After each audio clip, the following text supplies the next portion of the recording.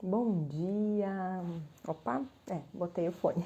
Fiquei olhando agora, achei que tivesse esquecido do fone. Bom dia, pessoal! Estamos começando mais essa live. Lembrando que é uma live de aquecimento para um evento muito maior que eu tô fazendo, que é a jornada Raciocínio e Voz, tá? Essa jornada, ela é direcionada para fonos que trabalham com voz, que buscam ter um raciocínio clínico mais rápido e mais eficaz para encontrar a técnica ideal para qualquer paciente de voz, tá? Então, ela vai acontecer nos dias 27, 28 e 29 de junho. É gratuita, online, então vale a pena participar. Que vai ser uma grande modificação aí para sua prática clínica.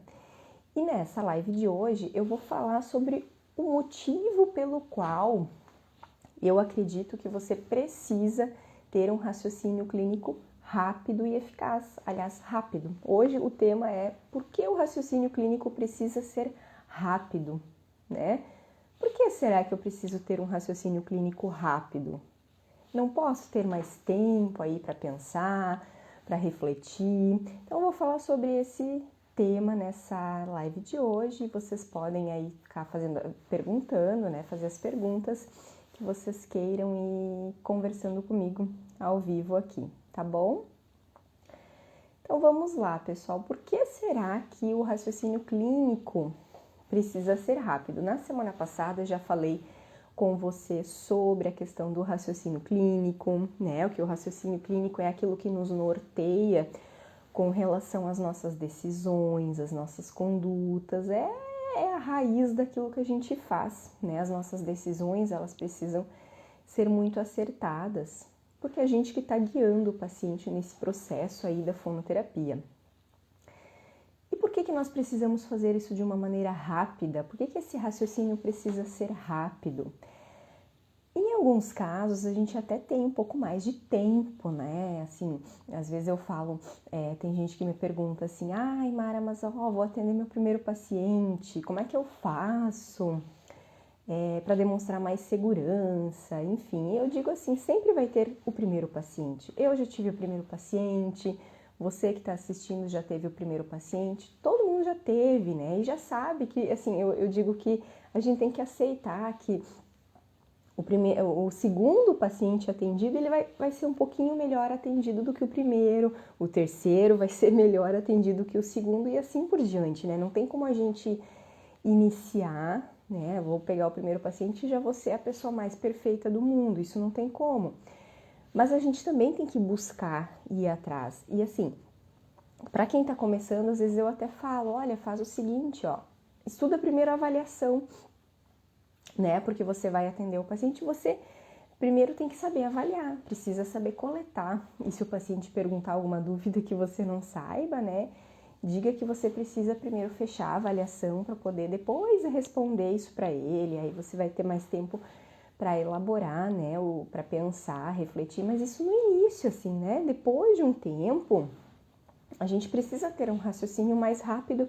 E eu já vou falar algumas situações que isso é super necessário. É super necessário que a gente tenha uma agilidade maior na nossa forma de pensar, na nossa capacidade de decidir sobre o paciente. Já vou falar alguns exemplos aqui para vocês. Mas mesmo assim, voltando, né, nesse exemplo, mas mesmo aí atendendo o primeiro paciente, é importante que você também vá atrás, né, para buscar esse aprimoramento, para buscar essa melhora, assim, intencional, né, que essa melhora não seja algo como consequência mesmo, e seja o que Deus quiser. Não é assim, a gente tem que buscar também essa melhora de uma maneira intencional. Eu vou falar algumas situações agora, olha só, faz de conta que chegou um paciente, tá? E você sempre dá, às vezes, aquela ansiedade. Eu vejo, assim, algumas pessoas que eu converso, né? Quem não atende muitos pacientes de voz, quando marca o paciente, a pessoa já fica ansiosa. Ai, meu Deus, o que será? Então, ela já pergunta, às vezes, ali pelo WhatsApp, o que é mais ou menos o caso. O paciente já começa a fazer uma pré-consulta pelo WhatsApp para o fono se sentir um pouco, às vezes, mais seguro. Eu não costumo fazer isso, assim, eu deixo para perguntar as coisas realmente na sessão. Quando eu vou marcar, né, algum atendimento, eu procuro só saber se é um paciente de voz mesmo, porque como agora eu não estou atendendo outras áreas, somente voz, então eu procuro saber se é um paciente que é dessa área ou se seria outro, porque às vezes procura, né, algum paciente que seja, na cabeça deles tudo é voz, né, mas às vezes pode ser alguma alteração outra aí, né, enfim. E eu deixo para perguntar, para realmente conhecer o caso, a queixa, no atendimento mesmo, né.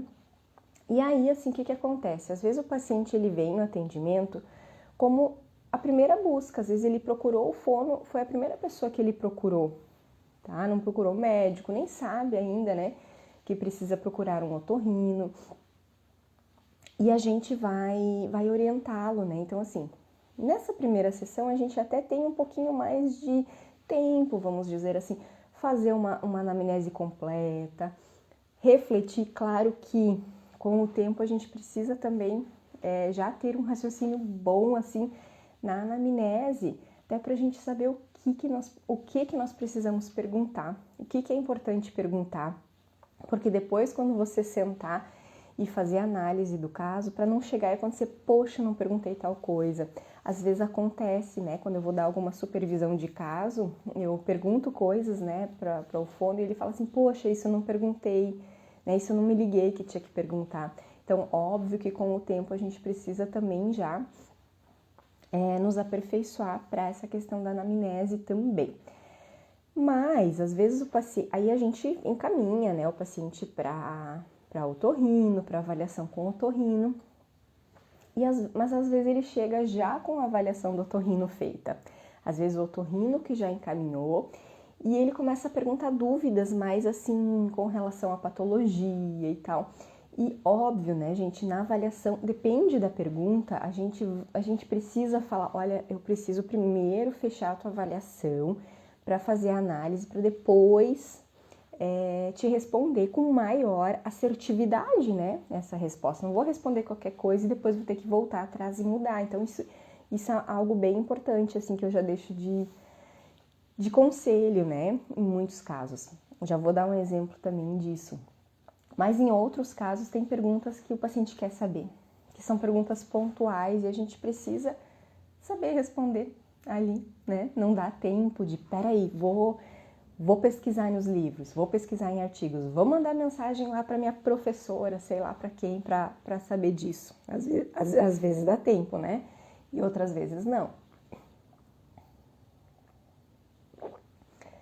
Olha só, vou só dar um exemplo dessa questão de que eu falei que tem algumas perguntas que a gente precisa fechar a avaliação primeiro para poder dar a resposta para o paciente.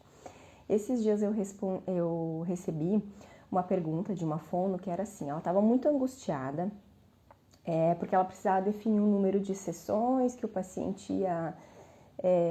não me recordo bem o que ia acontecer com o paciente, quem que ia pagar as sessões lá dele, não me lembro bem qual era a situação, mas ela estava muito angustiada para saber quantas sessões que ela deveria dizer para o paciente que ele precisaria, né? E aí ela me falou do diagnóstico que ele tinha otorrinolaringológico, do relato do professor de canto e queria muito saber quantas sessões. E eu falei para ela, olha, não tem como a gente saber o número de sessões antes de você avaliá-lo, não tem. Você vai definir isso depois da sua avaliação. Não é o diagnóstico otorrinolaringológico que vai definir o número de sessões, nunca foi, né? Quantos casos aí que a gente tem, você já deve ter atendido também, paciente com o mesmo diagnóstico, 2 pacientes que são pacientes totalmente diferentes, por quê? Não é só pela questão do ele vai fazer ou não os exercícios, não é só isso, mas são pelas condições associadas às vezes que o paciente tem.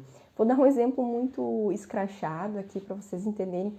Pega 2 professores, um professor que dá aula 60 horas, que existe, né?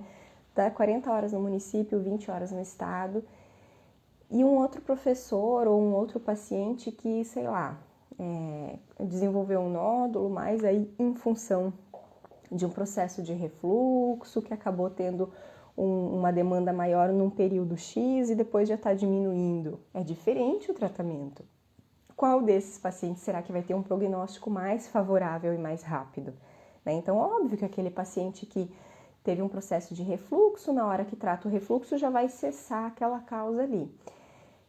Né? E ele já tem uma demanda mais amena, então já vai ser mais viável para a gente trabalhar. Agora, um outro paciente lá, um professor que trabalha 60 horas, será que a gente vai conseguir esperar o mesmo tempo? Não, a gente vai esperar um tempo maior, ou talvez até nem se consiga a reabsorção completa da lesão. Isso a gente que vai também definir, né, de acordo, depende também do tempo que aquela lesão está formada, da qualidade da imagem da lesão, tudo isso a gente precisa saber para definir o tempo. Né? Então não é só o diagnóstico fechadinho que vai definir quantas sessões eu preciso, essa questão do prognóstico é algo que só a nossa avaliação pode nos dar. E outra coisa, mas o relato do professor de canto desse paciente, ele relatou que a dificuldade é X. Tá, tudo bem, só que foi o relato dele, ele não avaliou as mesmas coisas que nós vamos avaliar. Nós vamos ter os nossos parâmetros específicos que nós vamos avaliar.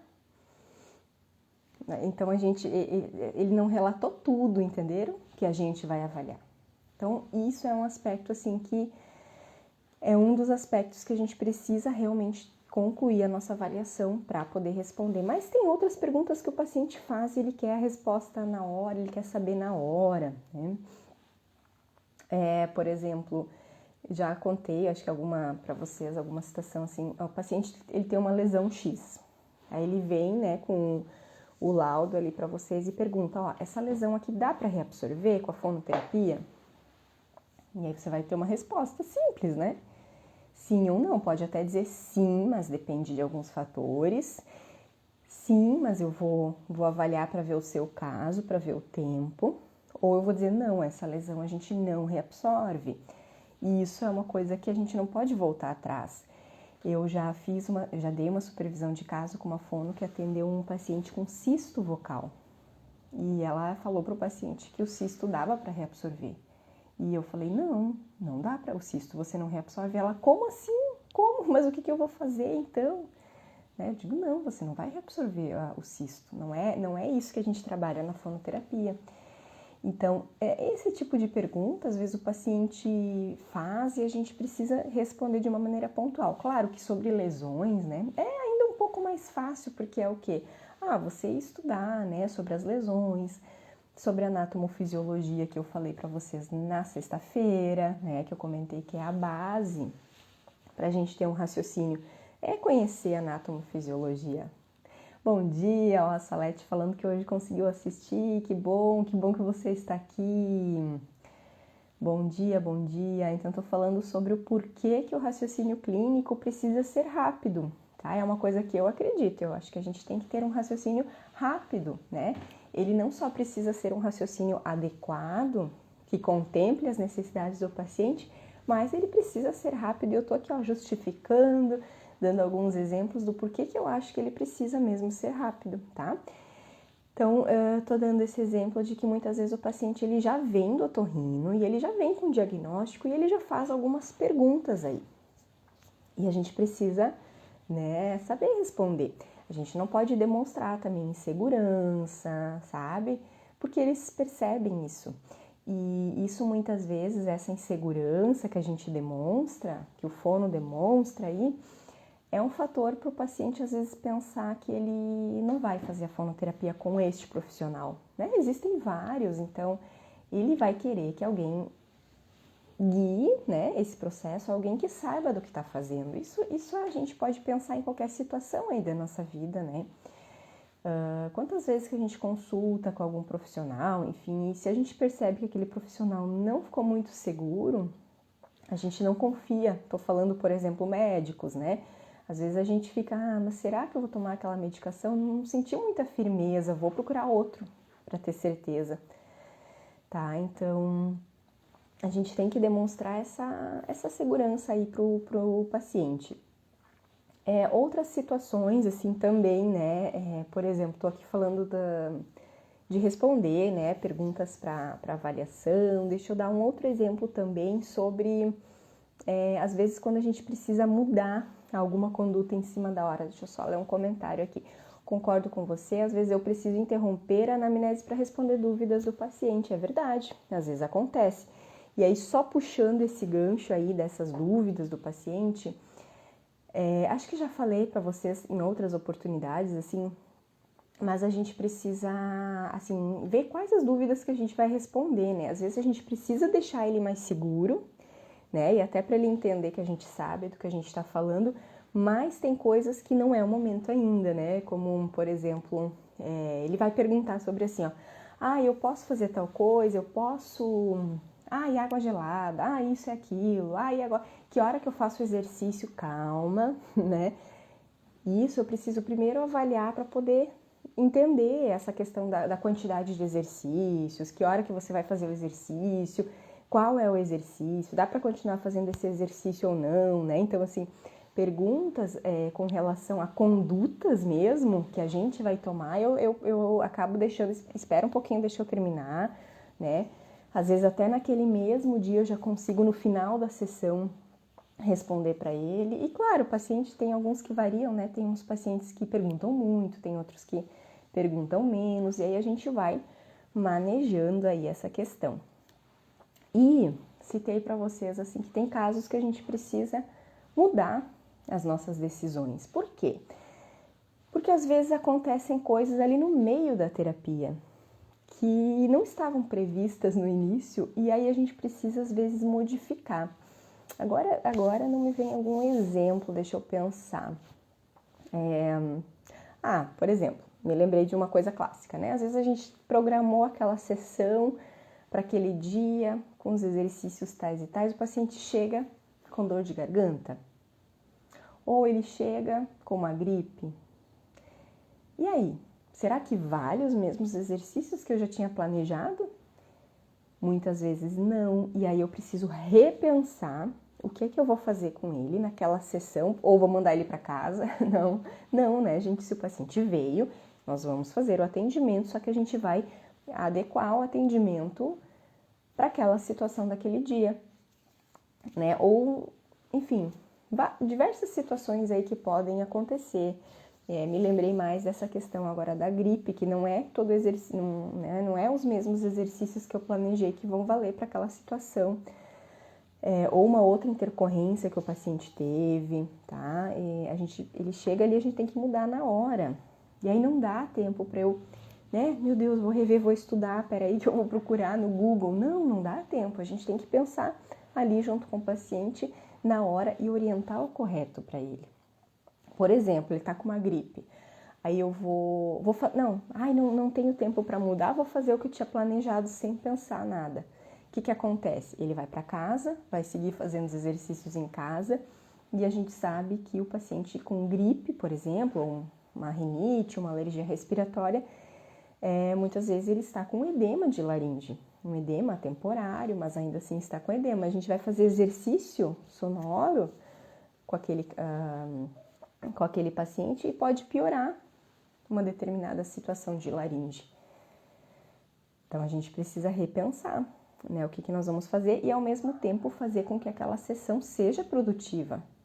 Que não seja uma sessão à toa que o paciente veio, que ele está pagando uma sessão e que não é trabalhado nada. Tá? E aí a gente precisa ter uma agilidade na hora para responder e para não ficar, enfim, né, para não ficar com aquela insegurança, aquela angústia. Que mais, gente? Deixa eu ver o que eu anotei aqui. Outra situação também que acontece às vezes, eu não sei se acontece com vocês, aí me contem também. Às vezes o paciente ele quer marcar uma sessão e ele, né, uma sessão, quer marcar avaliação, na verdade, um paciente novo, só que ele nunca fez fono, é bem comum, né, porque não é igual médico, né, todo mundo já foi em médico várias vezes na vida e quando a gente tem alguma situação de saúde a gente já marca, a gente já sabe. Fono não, né, fono, às vezes o paciente está passando por alguma situação e ele fica meio com dúvida, será que eu tenho que fazer fono? Poxa, eu não sei, nunca fiz fono, será que isso aqui vai adiantar ou não, né? Então a gente fica... O paciente, ele vai marcar e ele não sabe, né, se aquilo vai adiantar ou não. Então, muitas vezes, na hora de entrar em contato, ele começa a fazer perguntas ali no WhatsApp. E aí, a gente também tem que ter uma sabedoria, um raciocínio clínico ali já para responder para esse paciente, enfim, para direcionar as nossas respostas, porque não sei se acontece com vocês, agora me contem. Às vezes o paciente já faz uma pré-consulta ali, né? Pelo WhatsApp, já fala, eu tive uma lesão tal, já fui no o otorrino me deu essa medicação, e aí o que você acha? Você acha o quê? Então, cuidado, esse final de semana até recebi de uma fono, né, algumas perguntas com relação a isso. Ela até me encaminhou as mensagens do paciente e falou, olha aqui, ó, Mara, o que você acha? O paciente está perguntando se toma medicação, não toma, o que eu digo? Né? Então, será que precisa tomar? Eu acho que não e tal. E aí eu falo, cuidado, né? Cuidado o que você vai responder. Primeiro que, assim, nesses casos eu geralmente responderia assim, olha, vamos marcar a sua avaliação, né? Vamos marcar a sua avaliação e aí nessa oportunidade a gente conversa melhor. Tem sim como melhorar a voz, né? Claro, aí você vai de acordo com o caso. Nesse caso específico que essa fono me mandou, né? Sim, tinha como melhorar, como trabalhar, então dá essa segurança para o paciente, sim, né? Eu posso te ajudar com relação a isso, mas para definir o que você precisa fazer, eu preciso primeiro avaliar, né? Enfim, mas às vezes tem essas perguntas também que o paciente manda e como essa fono, o que ela fez? Ela mandou para mim para perguntar primeiro, só que eu também não respondi na hora, né? Acabei demorando porque era final de semana. E aí, aí às vezes o paciente fica lá, esperando, né, a resposta. Deixa eu só ver aqui algumas perguntas aqui. O que podemos trabalhar diante de quadros de resfriado? Já vou responder. A minha dificuldade é mudar a minha conduta no decorrer, isso, entendi, no decorrer, né, do atendimento, no decorrer da... Entendi, tá? Essa pergunta eu acho que é uma das dificuldades maiores, né, de mudar assim, ó, no meio, porque quando a gente define o antes, a gente tem mais tempo para refletir em casa, para pensar, para procurar, para perguntar, e na hora realmente é o mais difícil, né, pessoal? Então, assim, para a gente mudar a conduta no meio, não tem assim uma fórmula mágica, né? A gente precisa realmente ter o conhecimento aí dos elementos, dos exercícios, isso é uma coisa que eu falo bastante, assim, ó, ter o conhecimento sobre o que cada exercício vai trabalhar. E às vezes a gente precisa mudar, não só o paciente está com uma gripe, está com resfriado, né? Às vezes a gente precisa mudar porque ele não conseguiu fazer um determinado exercício. Ou aquele exercício que eu planejei para ele gerou uma prova terapêutica negativa, né? O paciente ele não teve um bom resultado, né? Isso pode acontecer, um exercício que é indicado para o paciente pode acontecer dele resultar numa prova terapêutica negativa, né? Então a gente precisa mudar na hora e vários casos acontecem. Claro que quanto mais, eu acho assim, ó, quanto mais a gente aumenta a experiência, mais a gente tende a conseguir acertar na hora. Por exemplo, ó, um caso de presbifonia, né? Que eu vá atender. Se eu sei que é uma paciente, poxa, 70, 80 anos, né? Então já é uma paciente que possivelmente nunca fez fonoterapia, nunca fez exercícios vocais ali na vida. Eu não vou pensar um exercício difícil para ela. Já vou pensar, olha, essa paciente talvez tenha dificuldade de fazer exercícios mais complexos. Então não vou pensar lá 2, 3 exercícios combinados, né? Aqueles exercícios tipo, não sei o que, faz tal coisa com mastigatório, com cervical sonorizado. Não, calma, vamos devagar, vamos pensar num exercício mais simples, né? Então, às vezes a gente consegue prever isso, já pensar, mas para mudar a conduta mesmo, queres também dar um exemplo que tu lembra aí, Salete, assim, para mim me ocorre essas questões da gente ter que mudar porque o paciente não conseguiu fazer, né? Ou às vezes, isso acontece, às vezes o paciente teve alguma coisa de diferente. Deixa eu me lembrar de um caso que eu já atendi para falar para vocês. Deixa eu tentar lembrar. Às vezes o paciente vem para a sessão e ele nem mandou mensagem antes, assim, falando que mudou alguma coisa, e aí ele fala na hora, né? Ai, olha só, eu tive que voltar no otorrino essa semana porque tive uma laringite, aí eu tô tomando essa e essa medicação e eu não sei o que eu faço sobre o exercício, continuo o exercício, não continuo o exercício, não continuo os exercícios, e o que eu devo fazer sobre a minha prática profissional, né? Tenho que fazer repouso, não repouso, e aí a gente precisa pensar, tá? Sempre, pessoal, quando a gente tem, assim, ó, antes perguntaram ali sobre a questão da gripe, né? Tava tentando procurar aqui para ver quem que perguntou. O que a gente faz num quadro de gripe, um quadro alérgico, um quadro de laringite, né? Pode acontecer. Sempre nesses casos, gente, olha que coisa complexa, porque a gente tem lá o laudo que a gente seguia, né, e a nossa avaliação, mas naquele dia, o paciente chegou, por exemplo, hoje, e ele tá diferente. Ele tá com uma laringite, por exemplo. O que eu vou fazer? Então, eu não posso, nesse meu recorte de hoje, eu não posso considerar como se ele só tivesse aquele laudo daquele dia, tá? Eu vou ter que considerar que, junto com isso, além disso, ele ainda está com esse edema laríngeo. Porque qualquer coisa, ó, uma gripe, uma alergia, uma laringite, enfim, talvez tenha outras condições que eu não tô lembrada agora, vai gerar um edema. A gente até consegue escutar, né, pela voz, refluxo também. Às vezes o paciente chegou, tá com uma crise horrível de refluxo. O que acontece nessas circunstâncias? Incha a prega vocal, e a gente escuta isso um pouquinho pela voz também, que é uma voz mais abafada, um pitch mais grave, e muitas vezes até com falhas vocais. E aí o que nós vamos fazer? Nós vamos ter que, gente, reduzir essa demanda aí de contato, né, entre as pregas vocais. Então, o que eu costumo fazer? Se está numa crise muito aguda, eu procuro trabalhar mais, assim, questões respiratórias, com o paciente, foca a respiração. Se for necessário, substitui os exercícios por exercícios surdos, né? Mas também precisa rever a nossa orientação sobre aquele dia de trabalho do paciente, tá? Então, não adianta nada, por exemplo, assim, ó, você...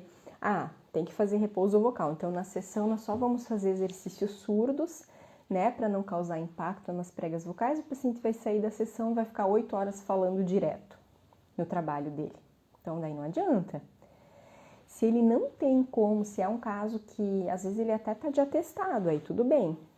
Mas se ele não tem atestado, ele vai ter que trabalhar naquele dia, a gente precisa, pelo menos, fazer enfim, né? Não vou dar aqui uma conduta específica, né? Porque pode variar aí de caso a caso, mas eu quero dizer que vocês têm que considerar não somente o momento da sessão, mas se ele precisa também fazer uso da voz dele naquele dia ou não. Se ele é possível ele fazer um repouso naquele dia, naqueles próximos dias ou não. Se ele puder fazer um repouso, melhor, né? E aí a gente precisa repensar, tá? Que mais, gente, de dúvidas? Com relação também a passar exercícios para casa, deixa eu ver o que colocou aqui. Eu trabalho em rede pública, muitas vezes o paciente chega sem... isso é uma questão, né, bem problemática que a Salete está falando.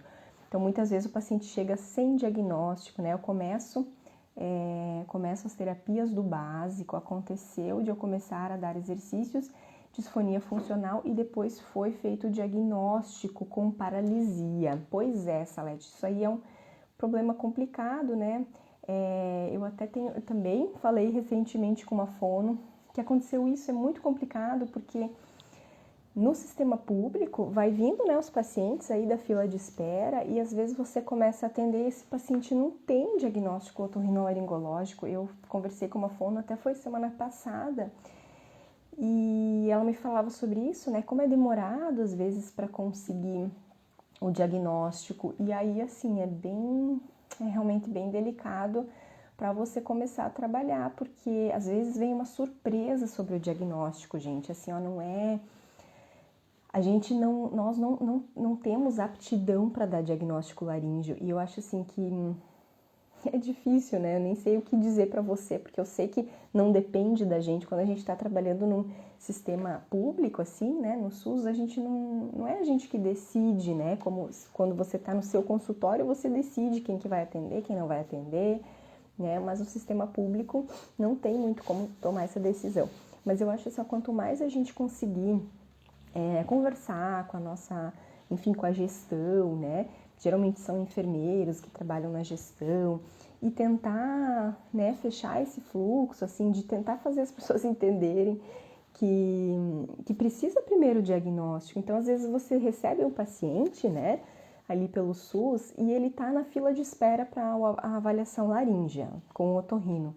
Quanto tempo que ele vai demorar até fazer essa avaliação? E aí você está atendendo o paciente e ainda não está tendo uma conduta resolutiva, né?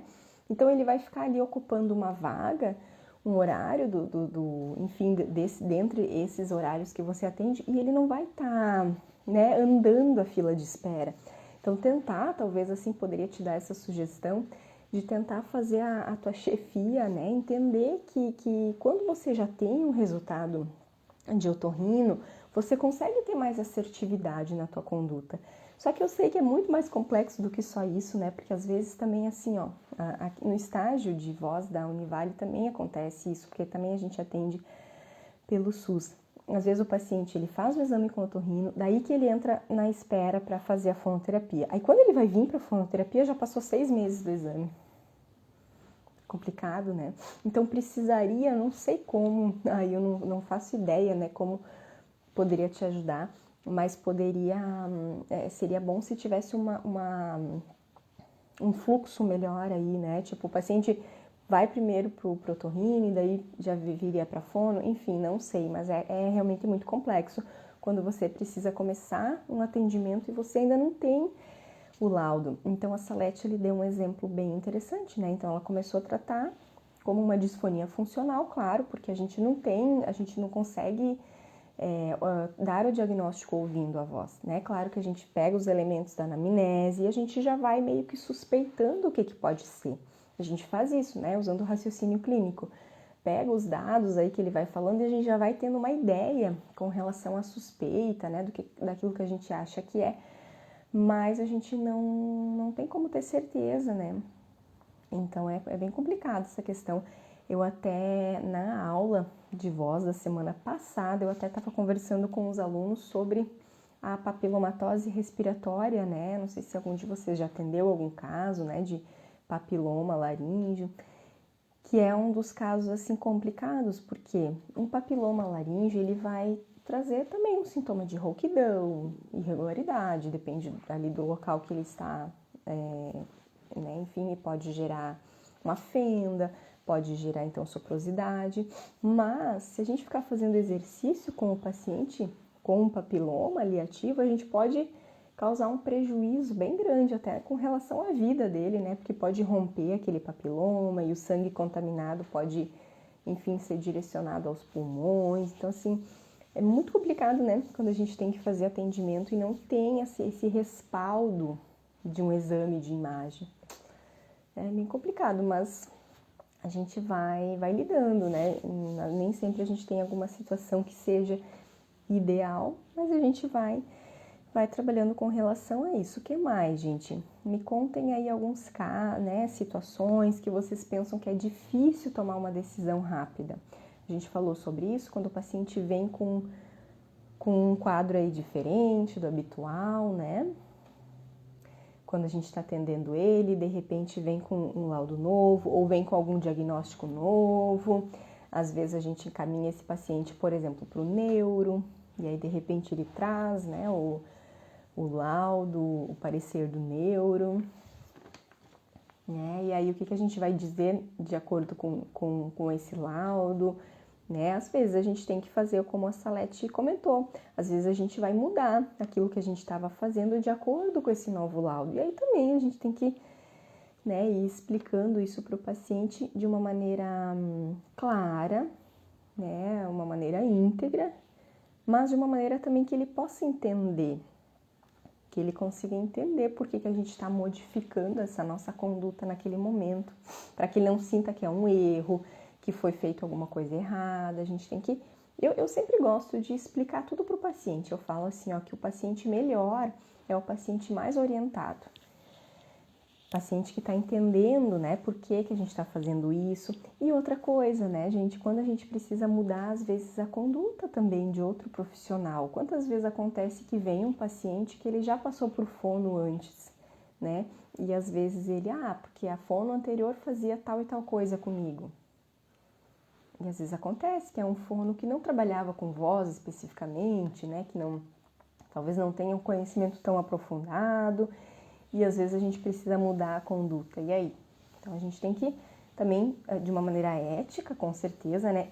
Coisa que eu também nunca faço é ficar falando mal, né, do outro profissional. Acho que isso é péssimo. Mas eu falo assim, ó, nesse momento é necessário você fazer tal coisa. A outra fono anterior, ela te orientou para fazer isso e aquilo por um motivo que eu não sei, porque eu não estava lá naquele momento. Eu não sei o que ela viu naquele momento. Talvez a tua voz estava diferente naquele instante. Agora, por isso, por aquilo, pega, né, os pontos chaves, agora nós vamos fazer de tal jeito, né? A gente vai fazer o jeito de fazer os exercícios, às vezes muda também, né? Que mais, pessoal? Deixa eu ver o que eu anotei aqui. Outra situação é quando, às vezes, o médico faz contato com a gente, né, para conversar sobre algum paciente. Então, a Salete comentou ali que trabalha no serviço de SUS, né, e às vezes acontece, tá lá na policlínica e, de repente, nem tinha planejado, né, conversar com o médico, mas o médico do paciente te encontra ali. Ô fono, vem cá, vamos conversar sobre o paciente tal, e nem marcou horário com você, né? Mas ali na hora ele já vai perguntando. Então você também já tem que ter um raciocínio bem rápido para falar com ele, ou por telefone. Para mim às vezes acontece, né, que o médico liga e, enfim, conversa por telefone. E aí nessa conversa, seja ao vivo, seja por telefone, ele vai passar dados que às vezes você não tinha lido no laudo. Ele vai te passar dados e vai te perguntar: o que você acha sobre a aula mágica, né, pra gente dizer, olha, como que eu faço para ter um raciocínio clínico rápido. É a busca por aquilo, né, é a busca por melhorar o seu raciocínio, treinar o seu raciocínio, e pegar os elementos chaves. Isso eu vou falar, gente, não percam a maratona Raciocínio e Voz, tá? Porque lá eu vou falar exatamente quais os elementos que você precisa investir, digamos assim, né? Aonde que você direciona o seu investimento de conhecimento para treinar o raciocínio clínico. Porque às vezes a gente não sabe como que a gente melhora esse raciocínio clínico e ou fica patinando, ou fica estudando coisas que às vezes não te agregam, não te ajudam. Então assistam a Maratona Raciocínio e Voz, que lá eu vou falar exatamente os elementos do raciocínio clínico, né? Como fazer para que ele fique um raciocínio realmente eficaz, que é isso que a gente quer também, né? Que seja um raciocínio eficaz para que a gente consiga estabelecer a melhor conduta para o paciente, a conduta cujo resultado vai ser mais rápido. Isso também é importante, né? A gente não é só fazer a coisa certa, mas é fazer a coisa certa que realmente vai trazer um resultado um pouquinho mais rápido para o paciente, porque tempo, já tem aquela frase, né? Tempo é dinheiro. E eu acho que tempo é muito mais que dinheiro, né? Quando a gente consegue proporcionar um resultado rápido para o paciente, é super bom, porque daí não é só o fato dele, enfim, não é só dinheiro, é o fato da qualidade de vida, dele conseguir ter melhorado a voz antes, mais rápido, né? Ele já ter conseguido, enfim, voltar, né, à normalidade ou ao próximo da normalidade numa maneira mais rápida. Gente, dúvidas? Alguém quer colocar mais alguma dúvida? Deixa eu ver o que mais que eu anotei aqui para falar sobre o raciocínio clínico, né? Hoje eu falei então sobre a questão do raciocínio clínico rápido, e amanhã nós temos mais. Deixa eu pegar aqui o tema da live de amanhã para falar para vocês. Amanhã, terça-feira. Ah, olha que interessante. Amanhã, terça-feira, eu vou falar sobre o raciocínio clínico na hora da anamnese. Nem lembrava mais que hoje a gente falou um pouquinho sobre anamnese, né? Eu até citei que quando a gente está fazendo anamnese, às vezes a gente precisa pegar perguntas além daquilo que está lá naquele nosso protocolo que a gente segue. Então, amanhã eu vou falar sobre isso, o raciocínio clínico na hora da anamnese. Tá bom, pessoal? Tenham todos uma excelente segunda-feira e depois podem mandar as perguntas, vou abrir uma caixinha, vocês podem ir mandando as perguntas e nos vemos amanhã novamente, tá bom? Abraço, tchau, tchau!